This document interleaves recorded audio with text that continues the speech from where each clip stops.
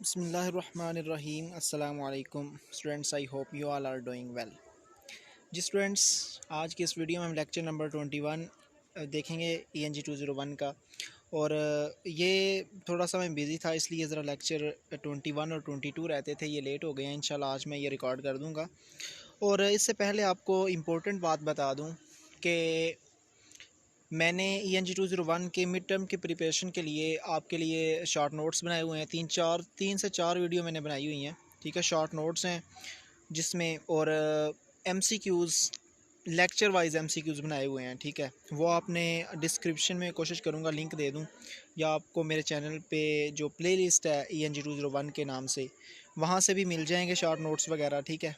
और उनकी PDF file हासिल करने के लिए आप ग्रुप ज्वाइन कर सकते हैं ठीक है, उसका लिंक डिस्क्रिप्शन में मौजूद होगा। तो इसमें हम देखेंगे राइटिंग परसुएसिव मैसेजेस, ठीक है। और इंशाल्लाह नेक्स्ट मैं फ़ाइनल टर्म के भी जो हैं इसके बनाऊंगा लेक्चर्स, ठीक है। अगर मेरा चैनल सब्सक्राइब नहीं किया तो सब्सक्राइब कर लें, ताकि नेक्स्ट आपको वीडियोस मिलती रहें।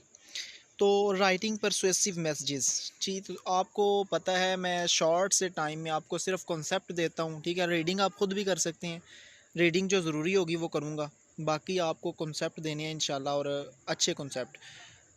अब परसुएसिव मैसेज क्या होता है ये समझ लें सबसे पहले। इसमें हमने यही देखना है कि हम लिखना है जब तो कैसे लिखना है। परसुएसिव मैसेजेस कौन सा, यानी कि किसी को कायल करना है, आपने किसी को कायल करना है, ठीक है, अपना प्रोडक्ट बेचने के लिए, या कोई चीज़ ख़रीदने के लिए, या कोई आप खुद यानी कि किसी को जॉब देने के लिए या जॉब लेने के लिए, यानी कि कोई भी सिचुएशन हो सकती है। आपने कायल करना है तो वो किसी को जो लेटर लिखना है, ठीक है, तो वो कायल करने के लिए परसुएसिव मैसेज उसे कहते हैं। ये कैसे लिखना है, ठीक है। तो अब देखते हैं, ये मैं जो मैंने हाईलाइट किया हुआ है, ये क्या हाईलाइट किया है। कहता है the persuasive message influences the audience by informing them and growing their understanding, ठीक है, कि हमने उनको इन्फॉर्म करना होता है, कुछ ना कुछ बताना होता है, एंड ग्रोविंग दियर अंडरस्टैंडिंग, और उनकी अंडरस्टैंडिंग को भी ग्रो करना होता है, ठीक है। The audience is free to choose, के जो ऑडियंस का जो दिल करे, हमने उनको इन्फॉर्म करना है, ठीक है, कुछ बताना है, जो जिसके बारे हम कायल करना चाहते हैं, कायल करने के बताना है कुछ, और बताने के बाद हमने उनकी अंडरस्टैंडिंग को यानी कि ग्रो करना है। तो फिर अब वो अपनी मर्ज़ी है उनकी, को जो जो मर्ज़ी वो चूज़ करें या ना करें, ठीक है। तो इसको कहते हैं कि परसुएसिव मैसेज, यानी कि किसी को कायल करना, ठीक है, अपने प्रोडक्ट के बारे कायल करना किसी को, उसकी खूबियाँ वगैरह बता के। उसके बाद आता है when writing persuasive messages, four things keep in mind, ठीक है। चार चीज़ें आपने जहन में रखनी है, बड़ी इंपॉर्टेंट चीज़ें हैं। नीड्स एंड अपील्स, ठीक है, कि अगले बंदे की क्या ज़रूरतें हैं। देखें नीचे इनकी जो है ना, ये ABC, यानी कि ये नीचे इनकी वो दी गई है एक्सप्लेनेशन। मैं एक्सप्लेनेशन इधर ही कर देता हूँ, ध्यान से सुन लें। नीड्स एंड अपील्स, कि अगले बंदे की नीड्स क्या हैं, ठीक है, ये आपने ख्याल रखना है कि क्या ज़रूरियात हैं उसकी।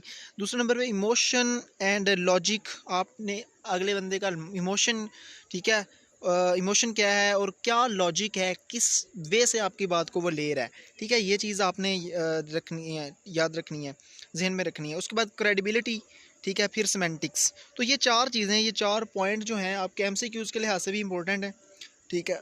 और उसके अलावा शॉर्ट क्वेश्चन भी आ सकता है। ये नीचे वही चार चीज़ें दी गई हैं, ठीक है, ये आपने थोड़ा सा रीड कर लेना है।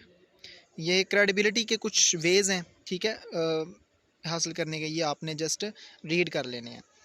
उसके बाद सेमेंटिक्स जो है, द वर्ड, ये ज़रा इंपॉर्टेंट है, ये देख लें, हाईलाइट नहीं हुआ मुझसे। The words you choose to state your message say much more than their dictionary definition, जो डिक्शनरी डेफिनेशन से भी ज़्यादा मीनिंग दे, ठीक है, वो सेमेंटिक्स कहलाता है। आपने for instance useful, beneficial and advantage वगैरह, ये जो हैं इनके सिनोनिम्स हम इस्तेमाल कर सकते हैं किसी में। आपने फ़र्स्ट लाइन की इसकी डेफिनेशन है, ये याद कर लेनी है, बाकी बस समझने के लिए पढ़ सकते हैं। उसके बाद आता है organising persuasive message. Persuasive message को हम ऑर्गेनाइज कैसे करते हैं, तो ये ऑर्गेनाइज करने के लिए ये देख लें, AIDA, यानी कि आइड, ठीक है, इसको आप कुछ भी पढ़ सकते हैं याद रखने के लिए, आइडा पढ़ सकते हैं या AIDA। तो ये चार चीज़ें हैं। AIDA ये किसका मुखफ़फ़ है, नंबर A से अटेंशन, नंबर B यानी कि B से I से सॉरी इंटरेस्ट, उसके बाद डिज़ायर एंड एक्शन, ठीक है। ये चार चीज़ें, ये मोस्ट इंपॉर्टेंट आपका MCQs और शॉर्ट क्वेश्चन है, और आपका मिड टर्म का जो पेपर आता है वो ज़्यादातर क्या आता है, MCQs आते हैं, फिल इन द ब्लैंक्स आती है, ठीक है, इस तरह शॉर्ट क्वेश्चन बहुत कम आते हैं। उसके बाद अटेंशन क्या होता है कि आप जो किसी से बात कर रहे हैं आपने गौर करना है कि वो उसकी टेंशन भी है आपकी तरफ, वो अटेंशन है उसकी या नहीं, ठीक है। तो ये चीज़ आपने ख्याल में रखनी है, ये ना हो कि आप बोलते जाएं और उसकी अटेंशन ही ना हो, ठीक है, आपकी तरफ गौर ही ना हो। इंटरेस्ट के अगला बंदा इंटरेस्ट ले रहा है आपकी बात में।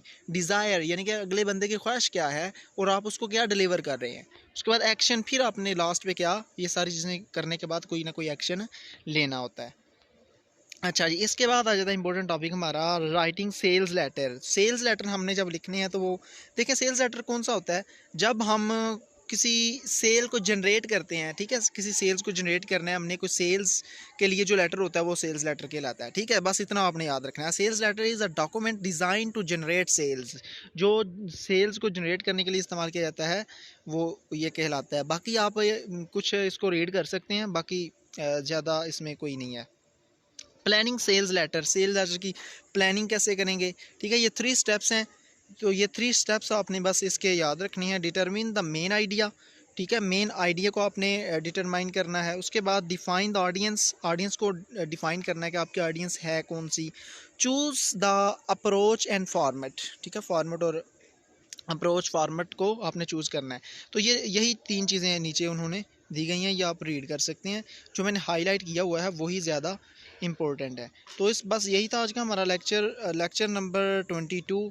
तो इसी वीडियो में हम कवर कर लेते हैं लेक्चर नंबर 22 भी, राइटिंग शॉर्ट रिपोर्ट्स। तो शॉर्ट रिपोर्ट्स देखें, शॉर्ट रिपोर्ट्स जो हैं ये मोस्ट इंपॉर्टेंट है, ठीक है, बड़ी इंपॉर्टेंट है। ये आपने बड़े अच्छे अंदाज से इसके कॉन्सेप्ट क्लियर करने हैं।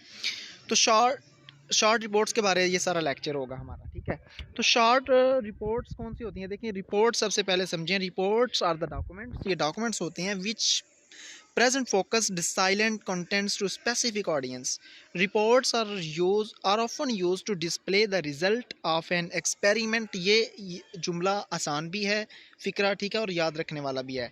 यहाँ से रिपोर्ट्स आर ऑफन यूज्ड, आपने करना है कि रिपोर्ट्स आर द डॉक्यूमेंट्स, ठीक है, that are often used to display the result of an experiment. अगर कोई आपने एक्सपेरिमेंट किया उसका रिजल्ट शो करवाना है तो रिपोर्ट्स के ज़रिए करवाएंगे। कोई इन्वेस्टिगेशन आपने की है, ठीक है, किसी कंपनी के आप एज अ मैनेजर इन्वेस्टिगेशन की है, उसका रिजल्ट आपने दिखाना है तो रिपोर्ट्स यूज़ करेंगे। और एन इंक्वायरी, अगर आपने कोई इंक्वायरी की है तो उसके लिए भी जो रिज़ल्ट आपने शो करवाना है तो क्या इस्तेमाल करेंगे, रिपोर्ट्स इस्तेमाल करेंगे, ठीक है। और एक बात आपको इधर भी कहीं लिखी होगी, आप रीड कर लें, लेकिन मज़ीद आपको यानी कि मोस्ट इंपॉर्टेंट बात बता दूं जो बहुत इंपॉर्टेंट है, बार बार MCQs में शॉर्ट क्वेश्चन में आ रही है कि शॉर्ट रिपोर्ट्स की रेंज कितनी होती है। शॉर्ट रिपोर्ट्स की रेंज याद रखें 1 पेज होती है, ठीक है, 1 पेज से ज़्यादा शॉर्ट रिपोर्ट्स नहीं होती, इसकी रेंज 1 पेज ही होती है। उसके बाद what makes a good report, good report में कौन सी क्वालिटीज़ होनी चाहिए, कौन से मेन पॉइंट होने चाहिए, ये थ्री पॉइंट्स हैं, ये याद रख लें, ठीक है। ये क्वेश्चन आ सकता है कि बिल्कुल एज इट इज़ क्वेश्चन आ सकता है। द इंफॉर्मेशन इज़ एक्यूरेट, कि जो भी इंफॉर्मेशन हो वो एक्यूरेट हो, ठीक है। एक्यूरेट का मतलब है कि दुरुस्त हो, ठीक हो, गलत बयानी ना की गई हो। B the content shows writer's good judgement, कि जो आपका कंटेंट है ना वो ही आपको शो करवाता है कि जो हमारा राइटर है यानी कि हम लिखने वाला जो है वो उसकी जजमेंट कैसी है, वो अच्छा जज कर लेता है या नहीं करता, ठीक है। द फॉर्मेट स्टाइल वगैरह उसका कैसा ये। उसके बाद एक्यूरेसी क्या होता है, एक्यूरेसी के दुरुस्तगी, एक्यूरेसी का मतलब वो दुरुस्तगी, ठीक है। The first thing a business report must learn to do is to tell the truth, ठीक है, ट्रुथ बताना है आपने, सच बताना है, यानी कि एक्यूरेसी दुरुस्तगी। तो ये बात जहन में रखनी है। तो आपने क्या चीज़ें चेक करनी है, चेक द फैक्ट्स, ठीक है, हकीकत जो है उसको चेक करना है। रिड्यूस डिस्टॉर्शन, ठीक है, डिस्टॉर्शन को रिड्यूस करना है आपने। तो ये चीज़ें, put the facts in perspective, तो ये वैसे हाईलाइट कर दिया, ये आपने पॉइंट्स, सिर्फ पॉइंट्स के नाम याद कर लेने हैं, बाकी इसमें नहीं करने वाली कोई चीज़, ठीक है। ये इंपॉर्टेंट चीज़ें थी 2-3 इसमें। और शॉर्ट रिपोर्ट्स आ गई। अब शॉर्ट रिपोर्ट्स, इनफॉर्मल रिपोर्ट, ये इनफॉर्मल रिपोर्ट ये is usually submitted in the form of a letter और मेमोरेंडम, ठीक है, लेटर या मेमोरेंडम के फॉर्म में, मेमोरेंडम यानी जिसको हम मेमो भी कहते हैं, इसकी फॉर्म में ये सबमिट की जा सकती है, ठीक है।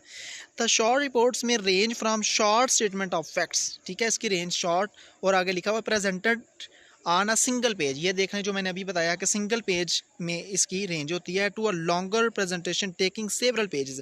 अगर लॉन्गर रिप्रेजेंटेशन हो इसकी तो फिर ये सेवरल पेजेस हो सकती हैं, ज़्यादा पेज हो सकते हैं, लेकिन शॉर्ट रिपोर्ट्स की आमतौर पर रेंज जो है वो 1 पेज होती है। ठीक है। प्लानिंग शॉर्ट रिपोर्ट्स, इसकी प्लानिंग कैसे करनी है, तो इसके लिए ये पॉइंट्स हैं। ऑडियंस, पहले अपने ऑडियंस को देखना है, फिर आपने अपने मकसद को, पर्पज़ को देखना है, फिर सब्जेक्ट मैटर, कि आपका सब्जेक्ट भी मैटर करता है कि जो आपकी जैसी ऑडियंस है आपका सब्जेक्ट भी उसी से रिलेटेड है। ठीक है, आया के रिलेटेड है या नहीं, तो ये चीज़ें आपने देखनी है।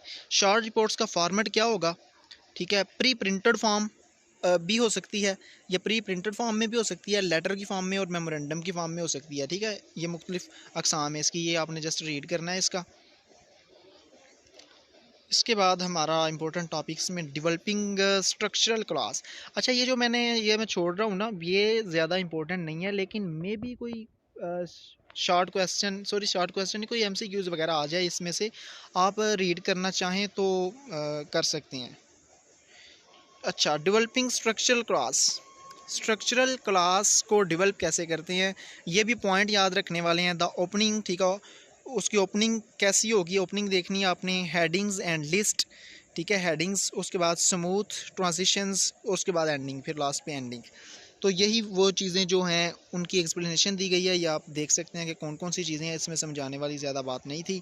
तो ये लें जी, हमारा तकरीबन जी मिड टर्म का जो हमारा सिलेबस है वो कवर हो गया। ठीक है, उम्मीद है आपको मेरे सारे लेक्चर बहुत अच्छे लगे होंगे। अगर अच्छे लगे हैं तो काइंडली मेरे चैनल को भी सब्सक्राइब करें, वीडियो को लाइक लाजमी कर दिया करें। और शॉर्ट नोट्स वगैरह, जैसा कि मैंने पहले भी बताया, अगर शॉर्ट नोट्स आपने मेरे देखने हैं तो मेरी प्लेलिस्ट में ENG 201 के नाम से प्लेलिस्ट जो है उसमें जा सकते हैं। वहाँ आपको ENG 201 मिड टर्म के लिहाज से आपको शॉर्ट नोट्स 4 से 5 वीडियो मिल जाएंगी।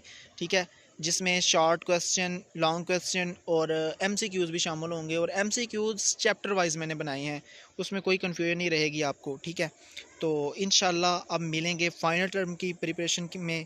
तब तक के लिए अपना ख्याल रखिएगा। अल्लाह हाफ़िज़।